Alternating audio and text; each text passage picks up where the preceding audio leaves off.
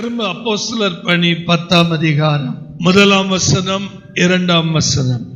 இத்தாலியா பட்டாளம் என்னப்பட்ட பட்டாளத்திலே 100க்கு அதிபதியாகிய கொர்நேலியு என்னும் பெயர் கொண்ட ஒரு மனுஷன் செசாரியா பட்டணத்திலே இருந்தான். அவன் தேவ பக்தி உள்ளவனும் தன் வீட்டார் அனைவரோடும் தேவனுக்கு பயந்தவனுமாய் இருந்து ஜனங்களுக்கு மிகுந்த தர்மங்களை செய்து எப்பொழுதும் தேவனை நோக்கி ஜெபம் பண்ணி கொண்டிருந்தான். அல்லேலூயா. நேற்றைய தினத்துல தேவ பக்தினா என்னன்னு சொல்லி நம்ம தியானிச்சோம். அல்லேலூயா. இன்றைக்கு வீட்டார் அனைவரோடும் யாருக்கு பயந்தவன்? தேவனுக்கு பயந்தவன். ஒரு பெரிய சீக்ரெட், நம்ம குடும்பங்கள் நல்லா இருக்கிறதுக்கு ஆணி வேற தேவனுக்கு பயப்படுகிற பயம், கர்த்தருக்கு பயப்படுகிற. சங்கீதம் 128 வரி வரியா நம்ம படிக்க போறோம். கர்த்தருக்கு பயந்து அவர் வழிகளில் நடக்கிற மனுஷன் எவனோ அவன் யாருங்க? அடுத்தது பாருங்க, உன் கைகளின், கர்த்தருக்கு பயந்து நடந்தா கைகளினுடைய பிரயாசத்தை உனக்கு பாக்கியமும். அடுத்தது 3வது வசனம், உன் மனைவி உன் வீட்டோரங்களில் கனிதரும் திராட்சை கொடியை போல் இருப்பால், உன் பிள்ளைகள் பந்தியை சுற்றிலும் ஒலிவ மர கன்றுகளைப் போல இருப்பார்கள். இதோ கர்த்தருக்கு பயப்படுகிற மனுஷன். இதுக்கு மேல என்னங்க வேணும்? இந்த 4 வசனங்களை நம்ம மறக்கவே கூடாது. அல்லேலூயா. அப்ப கர்த்தருக்கு பயந்து நடக்கிறதுனால எப்படிப்பட்ட காரியங்கள்லாம் இன்னைக்கு நமக்குள்ள நடக்க போகுதுங்கிறத சற்று தியானித்து நம்ம ஜெபித்து முடிக்க போறோம். நீதிமொழிகளின் புஸ்தகம் 2ஆம் அதிகாரம் 5ஆம் வசனத்தை எனக்காக சத்தமா வாசிங்க. அப்பொழுது கர்த்தருக்கு பயப்படுதல் இன்னதென்று நீ உணர்ந்து தேவனை அறியும் அறிவை கண்டடைவாய். அல்லேலூயா. அந்த நீதிமொழிகள் 2ல மேல இருந்து படிங்க, 1வது வசனத்துல இருந்தே படிங்க. என் மகனே, நீ உன் செவியை ஞானத்திற்கு சாய்த்து உன் இருதயத்தை புத்திக்கு அமைய பண்ணும் பொருட்டு நீ என் வார்த்தைகளை ஏற்றுக்கொண்டு என் கட்டளைகளை உன்னிடத்தில் பத்திரப்படுத்தி. எதையோ பத்திரப்படுத்திட்டு இருக்கிறோம். எதை பத்திரப்படுத்தணும்? ஆண்டவருடைய கட்டளைகளை மனசுல தொடும்போதே இந்த கட்டளை, ஆண்டவர் இந்த கட்டளை கொடுத்திருக்கிறாரு, ராஜரீக கட்டளை கொடுத்திருக்கிறாரு, அதுக்கு நான் பயப்படணுங்கிற அந்த பயம் நமக்குள்ள வரணும். அல்லேலூயா. அடுத்த வசனம் பாருங்க. ஞானத்தை வா என்று கூப்பிட்டு. எப்படி கூப்பிடணுமா? நீங்க பாட்டுக்கு ரூம்ல உட்கார்ந்து கதவை சாத்திக்கிட்டு ஞானமே வா அப்படின்னு நீங்க கூப்பிடணும். நீங்க ரோட்ல நின்று கூப்பிட்டீங்கன்னா யாராவது ஞானம் வந்துடும். கதவை சாத்தி ரூமுக்குள்ள உட்கார்ந்து எப்படி கூப்பிடணும்? ஞானமே வா என்று கூப்பிட்டு புத்தியை சத்தமிட்டு அழைத்து. ஜெப நேரத்துல ஆண்டவரே ஞானத்தை கொடுங்க, புத்தியை கொடுங்க, சத்தமிட்டு அழைத்து அதை வெள்ளியை போல் நாடி. எப்படி நாடணுமா? நமக்கு வெள்ளியை பார்த்தா எப்படி ஆசை வருதோ அது போல வசனத்தை நாடணுமா? ஆமென்.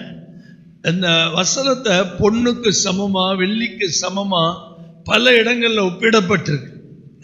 12ஆம் சங்கீதம் 6ஆம் வசனம். கர்த்தருடைய சொற்கள் மண் குகையில் 7 தரம் உருக்கி புடமிடப்பட்ட வெள்ளி கொப்பான சொத்த சொற்களா இருக்கிறது. எப்படி இருக்குது? வெள்ளிக்கு ஒப்பான சுத்த சொற்கள். இங்க படிக்கிறோம், ஏற்கனவே படிச்சோம். அந்த வசனத்தை போடுங்க. நீதிமொழிகள் 2ஆம் அதிகாரம் 5வது வசனத்துல, அதுக்கு மேல உள்ள வசனம் 4ஆம் வசனத்துல, அதை வெள்ளியை போல நாடி புதையல்களை தேடுகிறது போல தேடுவாயானால். அடுத்த வசனம், கர்த்தருக்கு பயப்படுதல் இன்னதென்று நீ உணர்ந்து தேவனை அறியும் அறிவை. அல்லேலூயா. நல்ல கவனிங்க.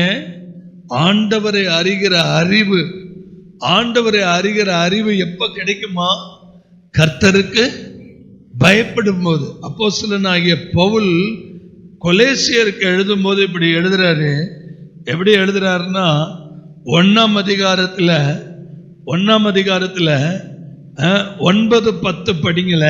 இதன் நிமித்தம் நாங்கள் அதை கேட்ட நாள் முதல் உங்களுக்காக இடைவிடாமல் ஜெபம் பண்ணுகிறோம். நீங்கள் எல்லா ஞானத்தோடும் ஆவிக்குரிய விவேகத்தோடும் அவருடைய சித்தத்தை அறிகிற அறிவினாலே நிரப்பப்படவும், அவருடைய சித்தத்தை அறிகிற அறிவினாலே நிரப்பப்படவும், சகலவித நற்கிரியைகளுமாகிய கனிகளை தந்து, சகலவிதமான நற்கிரியைகளுமான கனிகளை தந்து, தேவனை அறிகிற அறிவில் விருத்தி அடைந்து. எதுல விருத்தி அடையணுமா? அது ஒரு பெரிய சப்ஜெக்ட். தேவனை அறிகிற அறிவு அது ஒரு பெரிய தலைப்பு.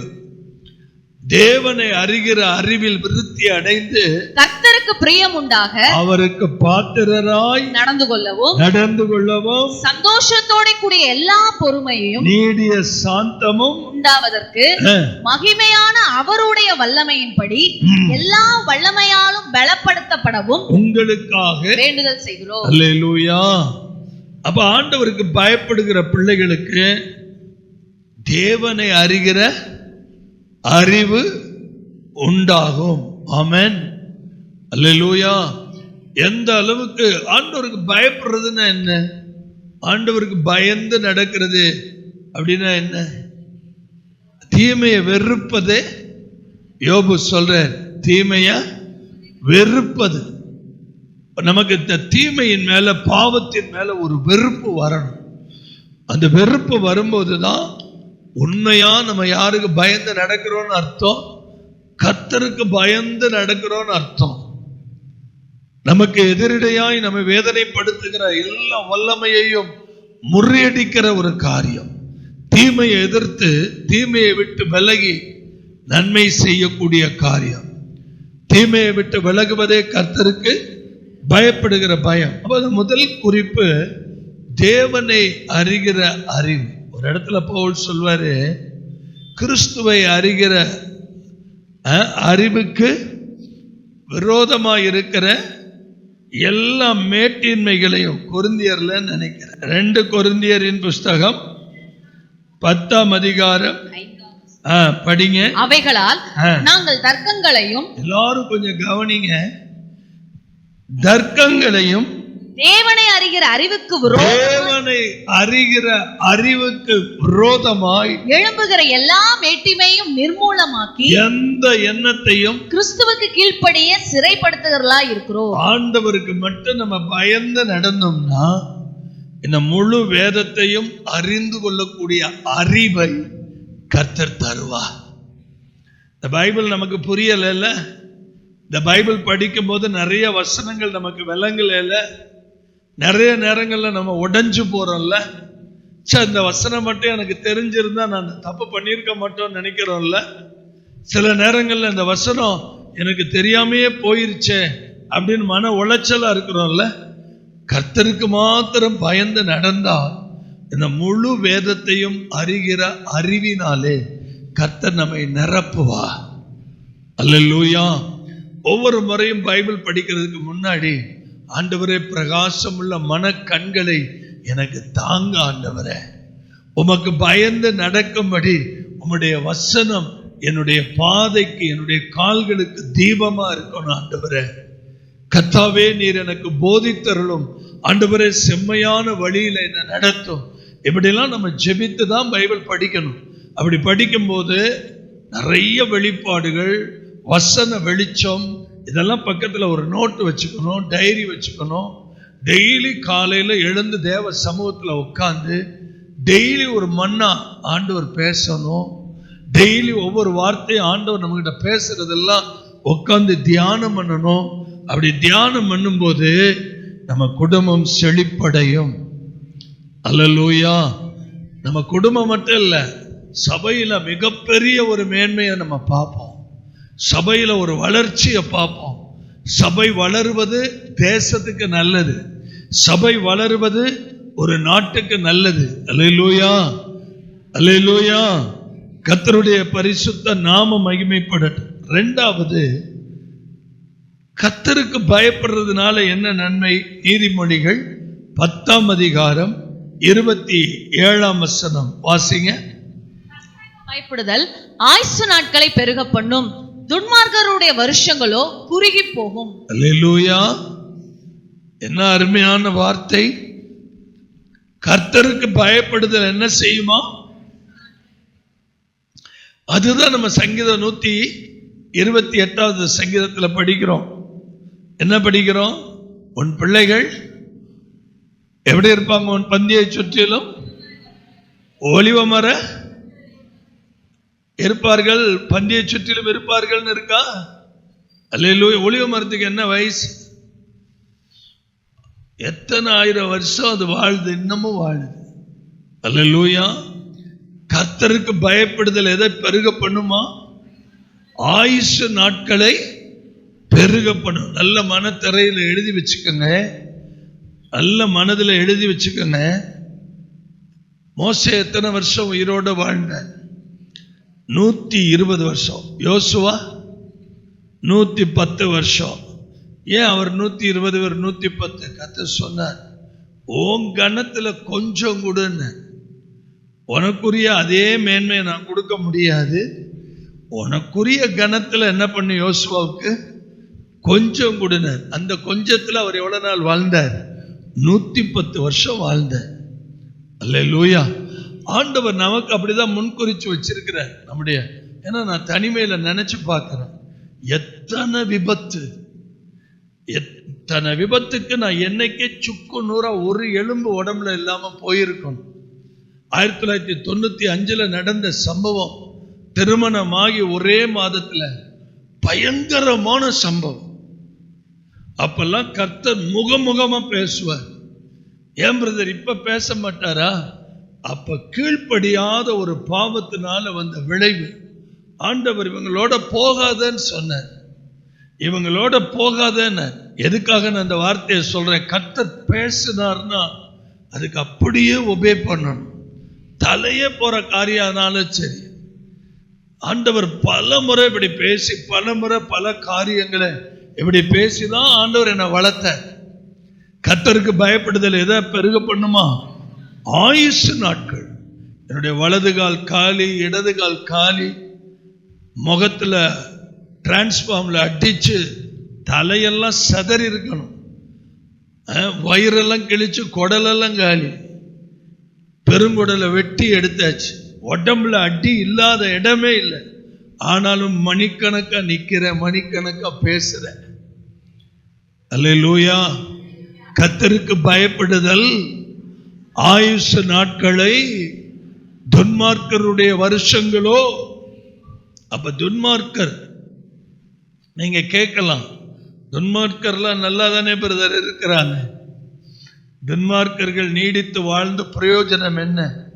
சடுதியாய் அவர்கள் வாழ்க்கை என்ன செய்யுமா? முடிவடையும். அல்லேலூயா.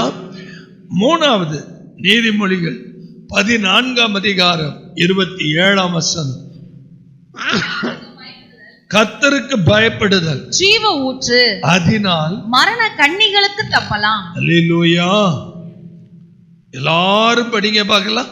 அப்ப கர்த்தருக்கு பயப்படுகிறவங்க இங்க பாருங்க, ஒரு டீப் ஸ்பிரிங் மாதிரி, ஒரு ஜீவ நீரூற்று மாதிரி. அவங்க நின்னாலே 1 மணி நேரம் 10 நிமிஷம் மாதிரி போயிடும். அவங்க நின்று பேச ஆரம்பிச்சாலே 1/4 மணி நேரம் 1 நிமிஷம் மாதிரி போயிடும்.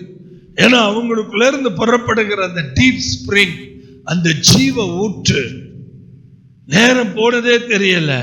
அதுதாங்க நம்ம நிக்கிற இடம், ஒரு ஜீவ நதி பாயிற இடமா இருக்கும். அல்லேலூயா. இப்பதான் அவர் கையில கொடுத்தோம், அதுக்குள்ள முடியுதா? அதுதான் ஜீவ ஊற்று.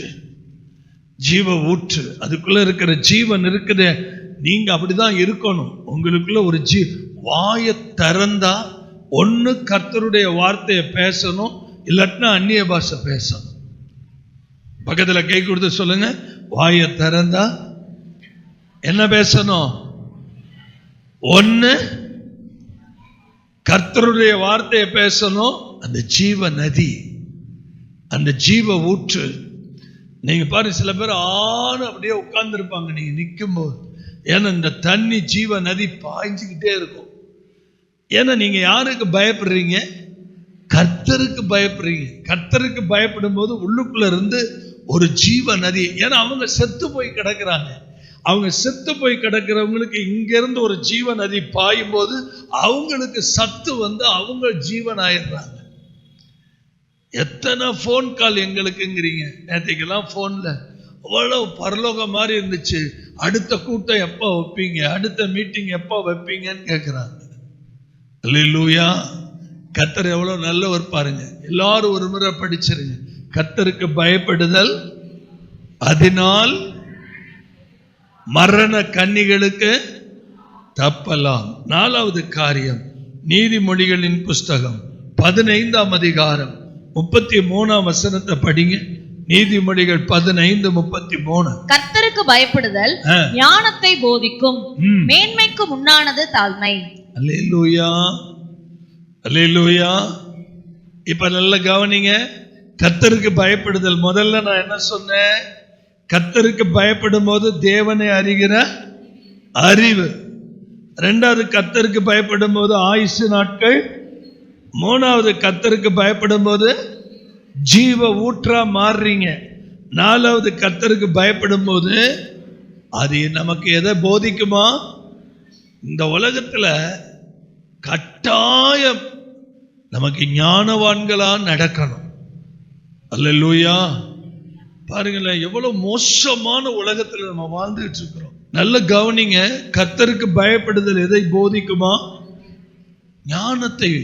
ஞானத்தை போதிக்கும். Praise the Lord. மேன்மைக்கு முன்னானது தாழ்மை. மேன்மைக்கு முன்னானது தாழ்மை.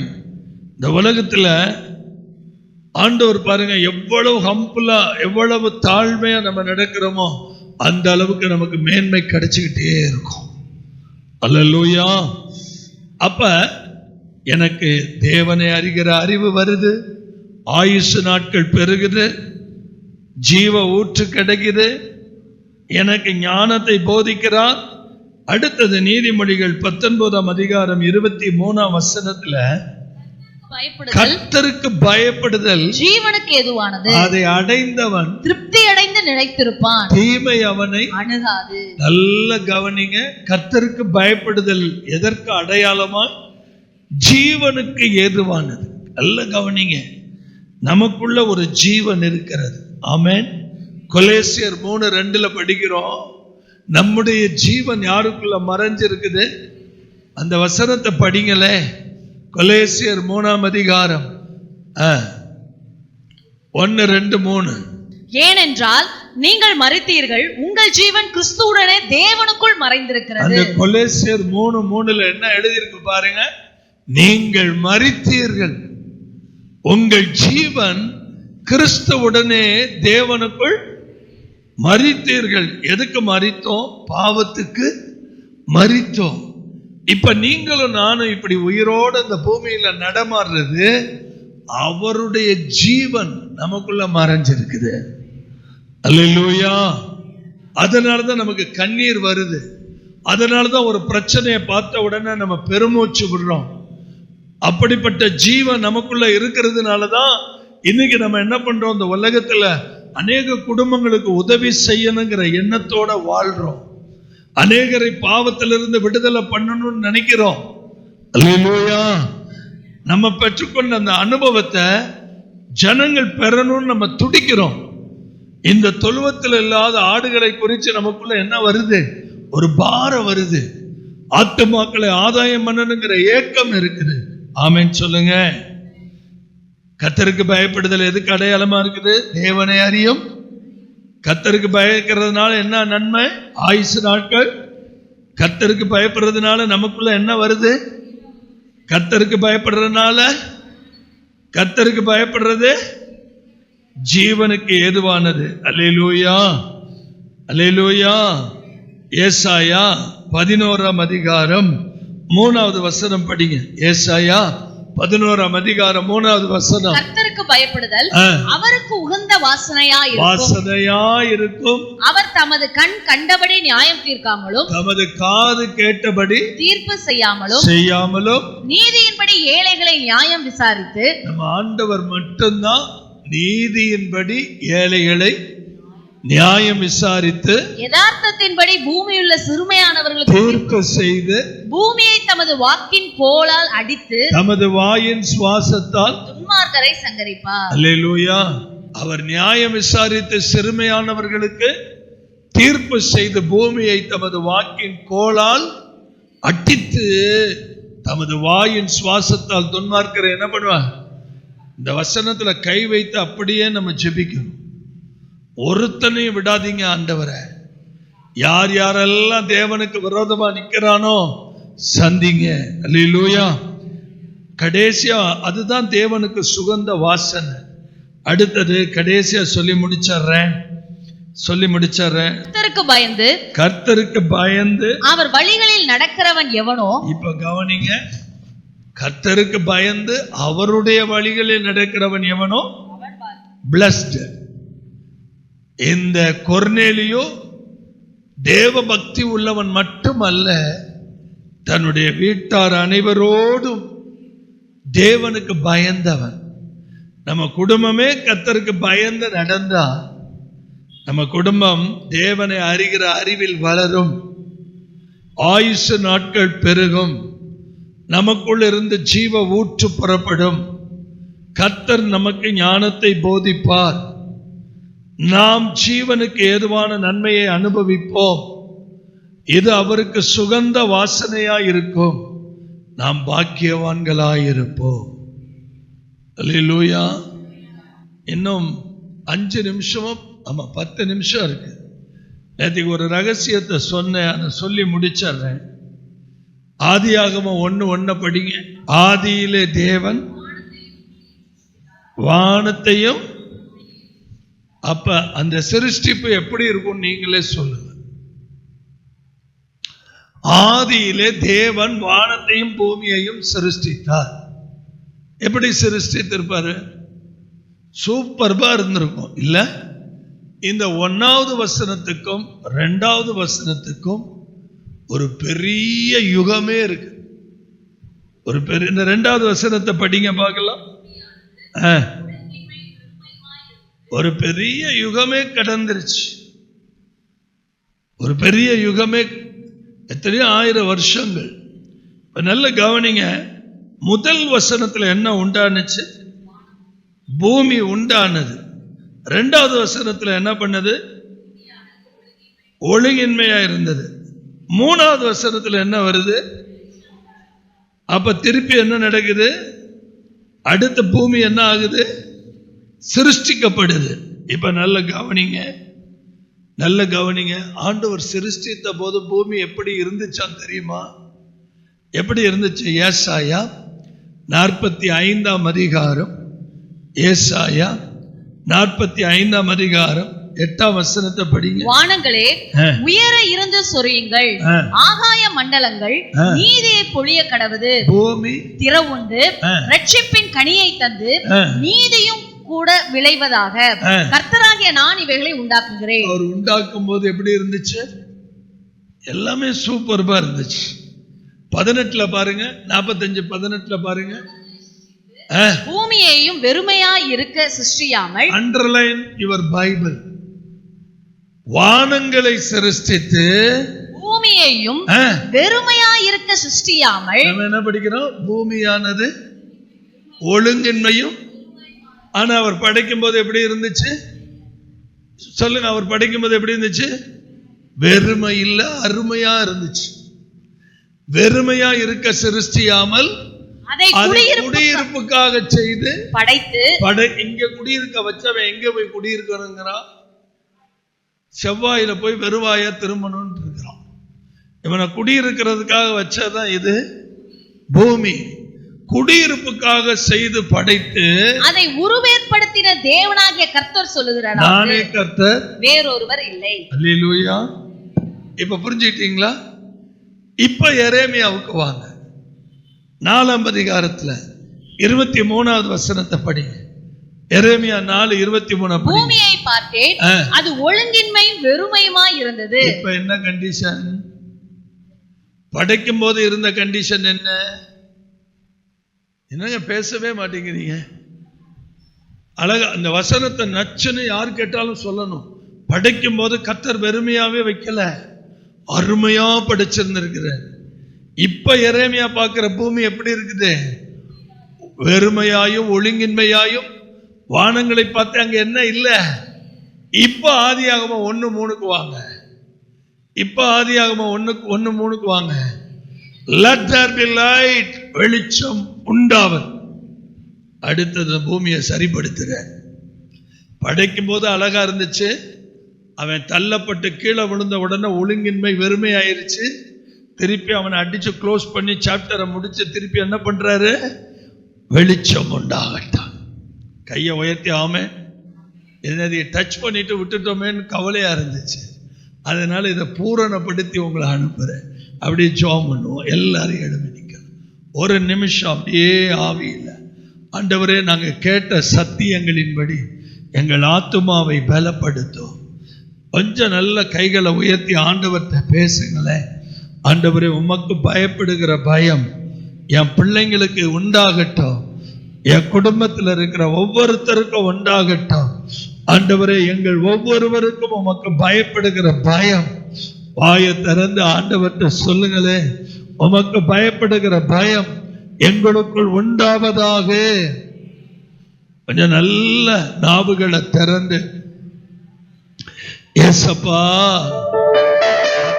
பயப்படுதலே ஞானத்தின் ஆரம்பம்னு படிக்கிறோமே, உமக்கு பயப்படும்படி உம்முடைய வார்த்தைகளை எங்கள் கண் முன்னால் வைத்து வாழ இந்த கட்டளைகளை பத்திரப்படுத்த எங்களுக்கு கிருபை தாரும். எதையும் நாங்கள் அலட்சிய போக்கா இருந்து விடாதபடி எங்களை பாதுகாத்தரலாம். நன்றி இயேசு, நன்றி இயேசு ராஜா, நன்றி இயேசு ராஜா, நன்றி.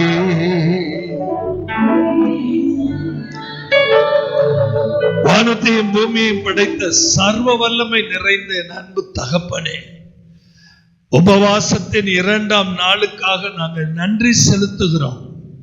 இந்த புதிய மாதமாகிய ஜூலை மாதத்துக்காக கோடி கோடி ஸ்தோத்திரங்கள்.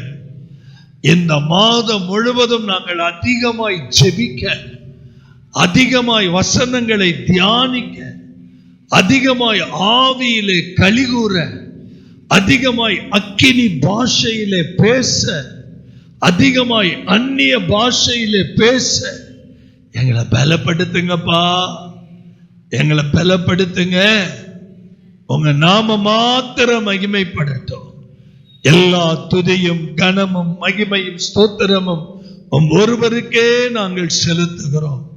மீட்பர் இயேசுவின் நாமத்தில் ஜெயம் எடுக்கிறோம் பிதாவே. அல்லேலூயா.